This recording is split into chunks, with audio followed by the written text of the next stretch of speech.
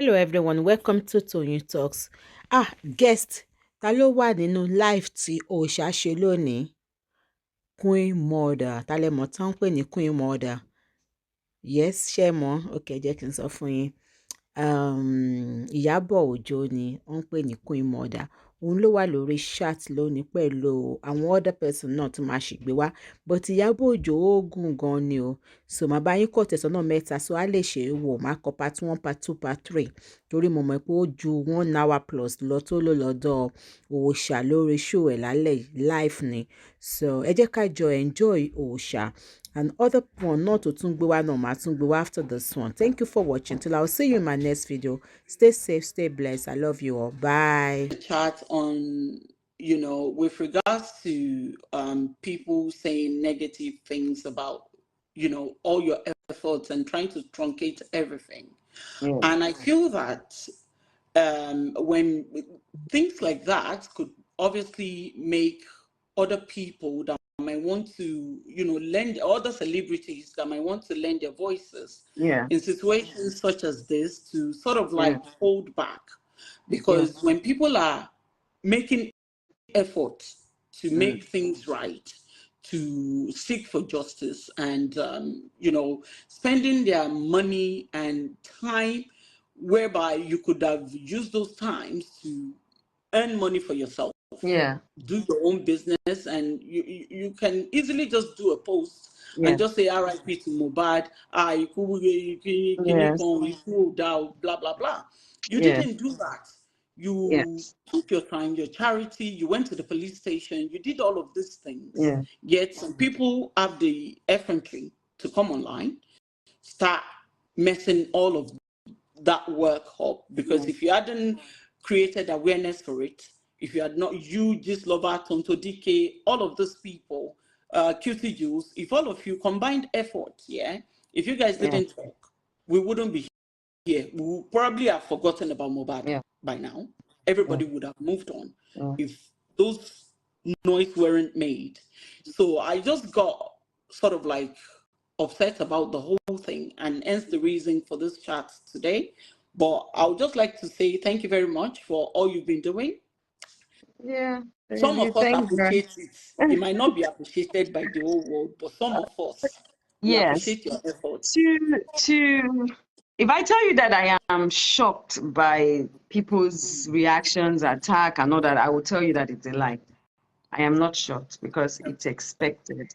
Good. When you are lending a voice to a particular cause, there are 4 people that would kind of, or 5 that would kind of tackle you. One of those people are those that you are accusing. They would have their team. Their team would also have people that would be doing their PR for them. Of course. So that one is expected. Then you expect people that don't just like you, maybe because of personal grievances or things that you guys must have had, whatever it is, whatever their reasons might be, would also be there. Of course. Then you will have those that just want to clout with it. You have those ones that are also going to be there. And then you have people that they are myopic in their thinking and in their reasoning. So you have those people. And then the last one are the cut and join people, the ones that just pick up any information and just attack on that information until they get the clarity, then they go back again, So you have those people. And then we have the final people, which are the ones that are dealing with, will I use the word mental health? Mental health. That's the appropriate word to use. Yes, so they would just jump on the case because they don't even know what they are doing. They're just blabbing, and they're doing their own thing. So you always have all these forces that come when you are trying to fight a cause. And that's why, like I said, don't be distracted, because when you are distracted, then it takes away a lot. If I tell you that this case has not taken away a lot from it, I'll say it's a lie. But at the same time, we all have to just stay focused and try and make sure that at the end of this day, we keep mounting pressure. We are not the ones who are going to give the justice. We are just the ones who are mounting the pressure and trying to keep in check with them, trying to make sure that, please, what is going on, sir? What is this? And that's what I've been doing calling the police, making sure if I call this one, someone doesn't pick, I call the second one, I call that one, what is going on? I call the family, I call people involved that I know that I need to speak to.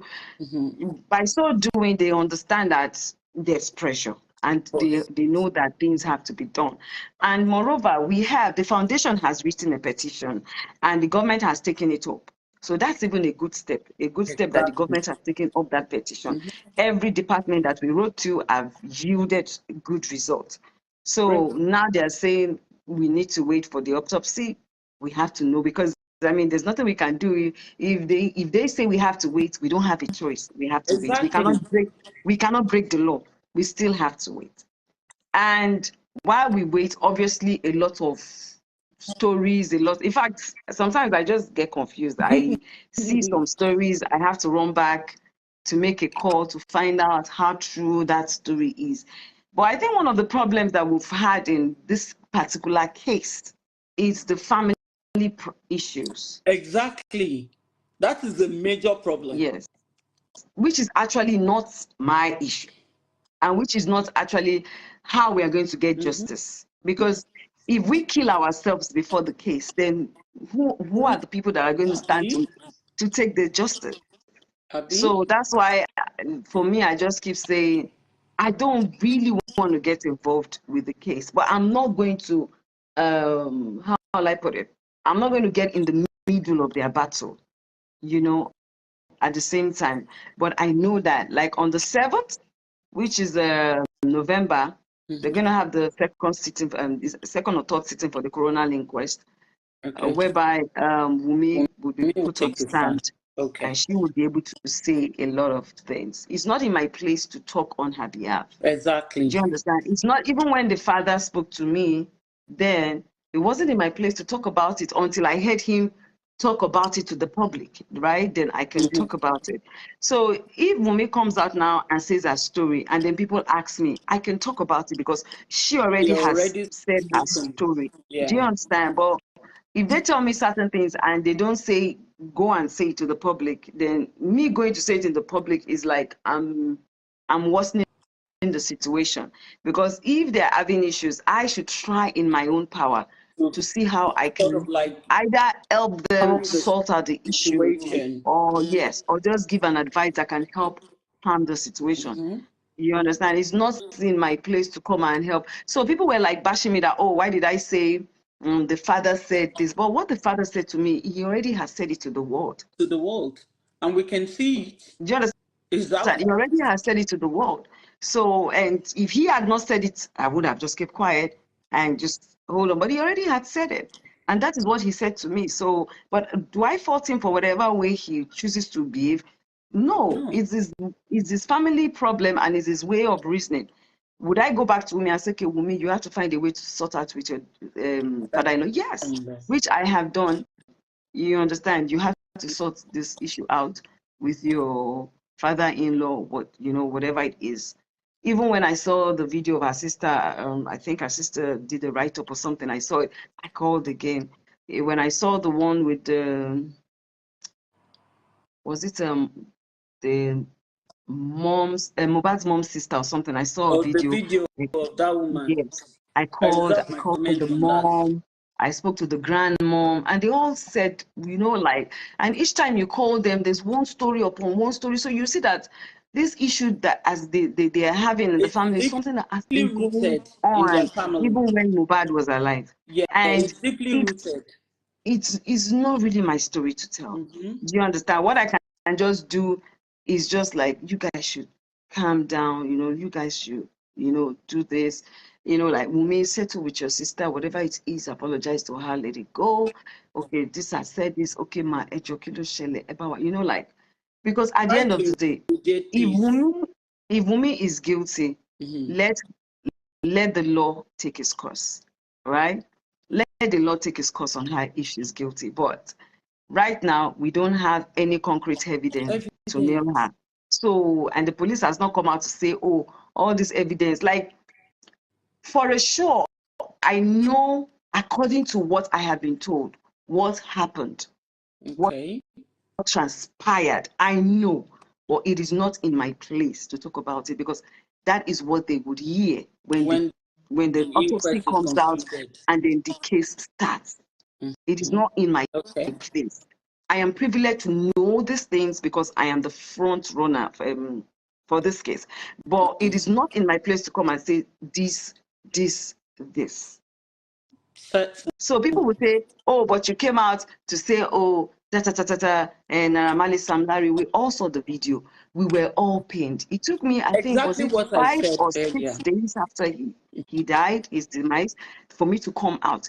Trust me, before coming out, it took me a lot of struggle, thinking, should I do this? Should I not do this? I waited for 4 or 5 days to see whether there would be like a move, on this issue that would, it was something I pondered in. And everybody, I don't think I was the only one who, was engrossed in this pain and these emotions.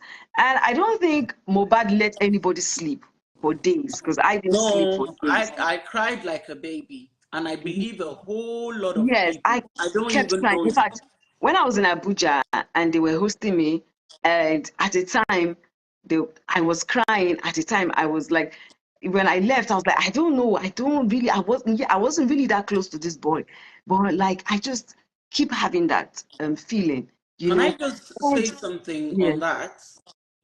I think a whole lot of people felt guilty because that boy cried out, even yeah, if you don't know him. and So we we're all not really felt some listening. sort of guilt that even at the time that he did the video, where Mm, he was saying all of these things. yeah, And this lover was the only person that I saw, the only blogger that I saw that posted him at that time. yeah. And even in the I comment didn't even section, see it. everybody Me was and just just love like, our jargon. We your go, boyfriend.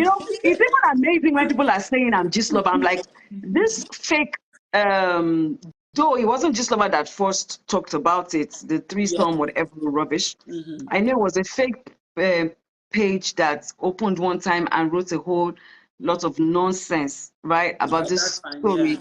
And when we tried to track that page, we found out that it was a fake page. And when we eventually got the picture of the girl that was used, she like, no, she was not the one. They checked and they found out that she was not the one. So it was a fake story by whoever just decided to do that write up. Yeah. So when Lover was doing his dragging and then brought up that fake Again. story again, I that was remember when now. they was, yeah, like I was really so mad. You In even fact, went I there think I to was so abuse this upset that lover and Princess everything. was used to grant one interview. I think I got angry with Princess too, as at I that time, remember. because obviously they're getting my daughter involved. And I think my daughter was about 15 or 16 when that useless story came out that and I'm like, well, whoever said it, she rubbish yẹn ní agbára Ọlọ́run. You understand? Àfi tó bá jẹ́ pé ní tòótọ́ mo ever ti ẹ̀rù àbí mo ti ever. I don't think people know how disciplined I am. I don't think people know the kind of mother I am because they sometimes judge based on what they see on social media.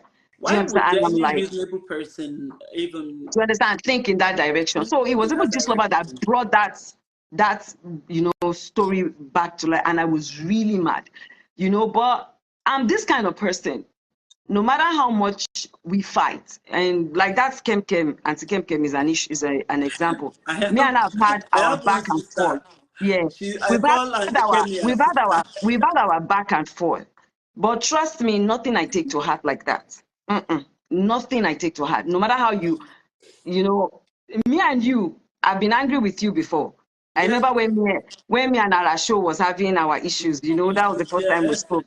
And I was like, why is this lady like not saying that this woman is calling out my children? Do you understand? So, but look at me and you today, we are talking. So I Yes. don't really take all these kind of things to heart. But But the yeah. moment I just I need those, but you know what? If I see that you're fighting a right cause and I feel that you're saying something that makes sense, I would reason. I'm not one of those people that because I am fighting you So and you're saying the you right have to thing, I will really be listen to what against you. someone. I am a very deep thinker. I don't reason in that manner. If I feel like you're making sense at that moment, no, irrespective of whatever it is that must have transpired or whatever it is that may have happened between me and you, I will put that aside and I will see reason to what you are saying. You know, and I don't think Nigeria feels like, okay, because atija. So, I mean, that has to be the end of it. No, it doesn't have to be the end of it. It doesn't have to be the end of it. And just like the way Lizard and I has had our fights over the years, back and forth, back and forth, back and forth. Me, you're going to keep shouting, baby girl, and I'm just going to be vibing with you and, you know, using it because it doesn't get anywhere. It's not part of my problems. My main problems are the real life problems I have. And you understand? The real life situations, not the social media banter. It's not social media banter. Is not real life. The minute you turn off your phone, this is how I see it. Social media. The minute I turn off my phone, that's the end of the relationship between me and you. That you are fighting me. That's the end of it. That's it. I'll go to my bed. You I'll understand? eat my food. You understand? If I want to be, I can be very petty. I can just to poke on you I'll just keep poking on you, but trust me, it's not that deep. It makes sense. It's not that deep. But you know, when you cross the line with my children, I cross the line with you straight up. I don't care. I'll go crazy for my children too. So yeah, totally I know what you did now. And I was like, look at you. That time I was talking about she was insulting my children, you were defending. I see you now. You went to Panel Beach. I went berserk, like, I know. You know, but it's one of those things when it comes to your children, especially, you know, being the one that you've raised them by yourself, and then, you know, you don't know my story. You're not in the position to tell my story. If you want information, come, let me educate you about my life, about my children. If you want to know, ask me. I'll talk to you. But you cannot say mean things about my children, wishing death on my children, and expect me not to go to the end of the world. Yes.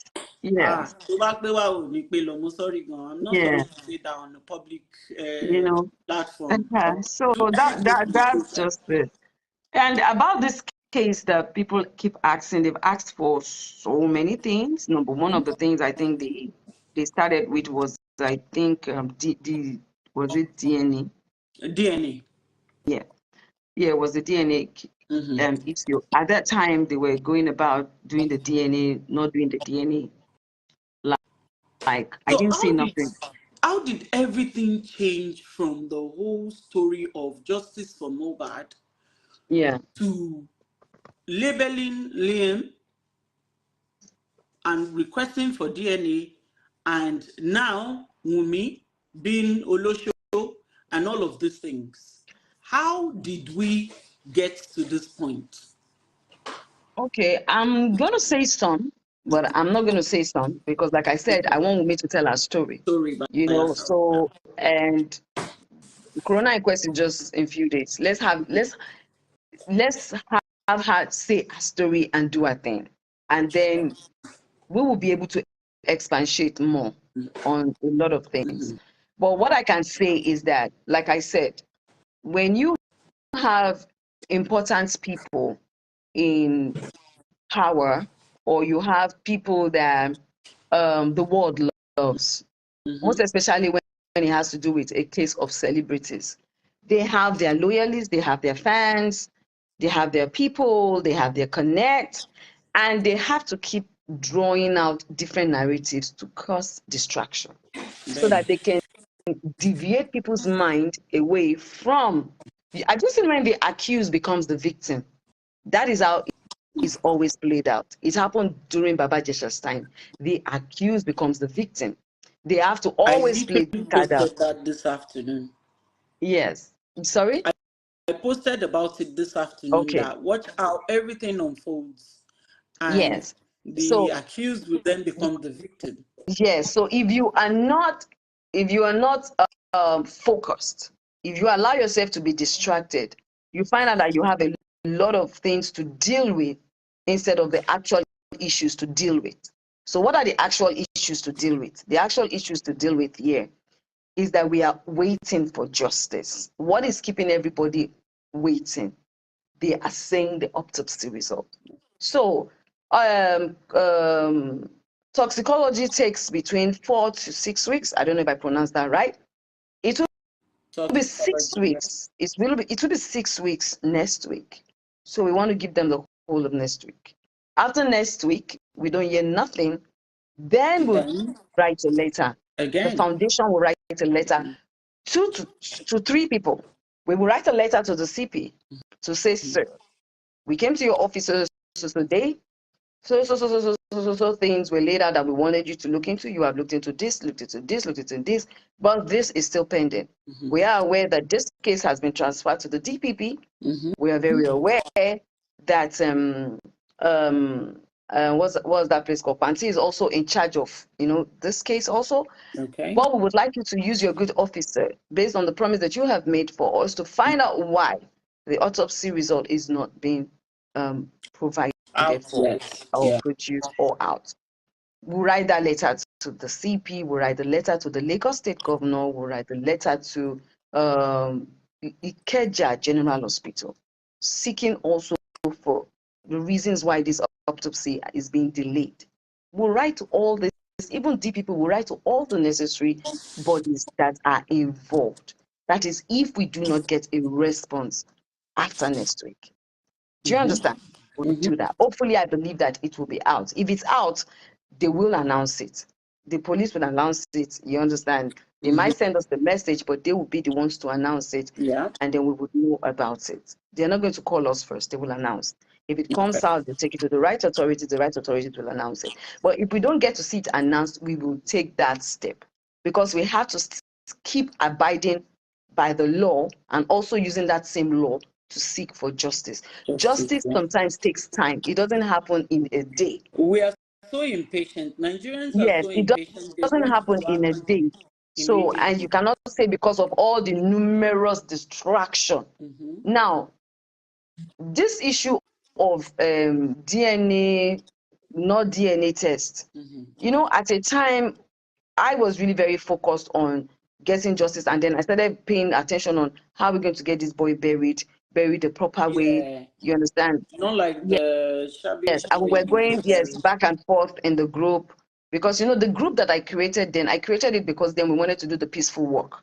And after I did that first video, a lot of people and celebrities and fans that said they wanted to join that work, I created a group so that we can all talk about where to meet up, do the t-shirts and everything. That was why the group was created. It was actually for the work. And then after that, we just left it there, and we just went on with the justice for MUHBAD.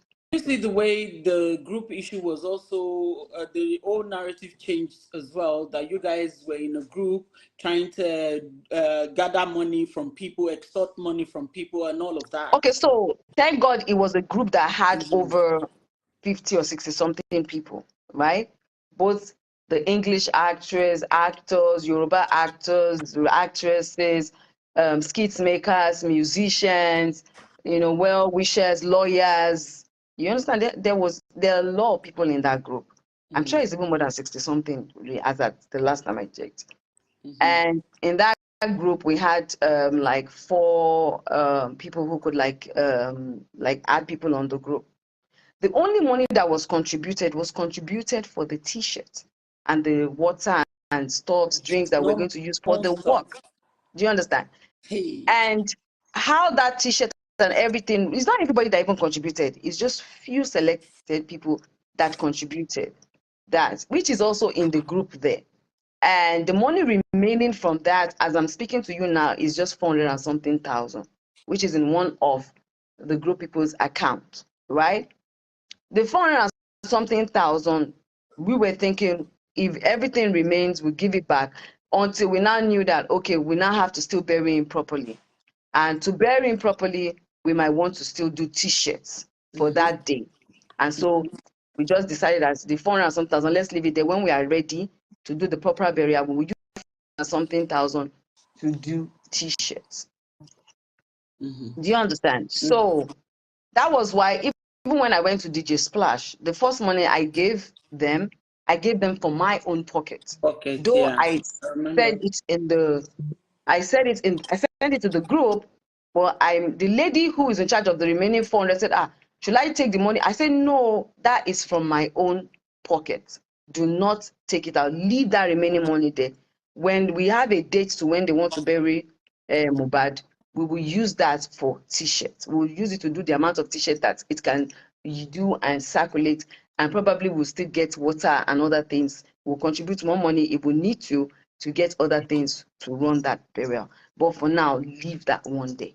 So that's the only money. The 60-something million that they are talking about is the money that was contributed to Mohbad's son's account, which I think it was, do you know, I didn't even know when they opened that account, but I think it's Sam Clef and the Mohbad team. You know, Mohbad has his own management team. Yes. Yes. Together with his brothers and Sam was actually giving accounts on. He did. So I really don't know about that money, but I know that the money, all the money that was donated to the boy's account was given to the boy. Okay. And individuals that wanted to give money out, like I think MC Oluomo and some people wanted to give money out, they requested for Mohbad's mother's account, Mohbad's father's account, and the son's account, which we gave out. Right? So nobody collected any money on behalf of any of the family members. We made sure all of them used their accounts. Do you understand? The money was sent directly to them. Even there's this man of God that wanted to give them money also. I got one of Mohbad's brother. I think.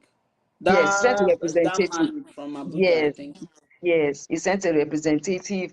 I was the one who gave them Mohbad's brother's contact. You understand? They requested for the boy's account, which is Mohbad's son's account, and they requested for the mother's account, and I think the father's account. I'm not too sure, but whatever it is they requested, I asked Mohbad's brother to give it to them, and I also sent it to the person that he sent to represent them, and they went to give them. The other money I witnessed was the one the senator gave. That he gave it to Mohbad's mother in an envelope because because he was alive. Yes, because even Mohbad's wife was not around. I think that was her second time going for interrogation. She was at the police station. That was one of the interrogations. Yes, for her interrogation and also more questioning and statements and all that. So she wasn't around. It was handed over to Mohbad's mom.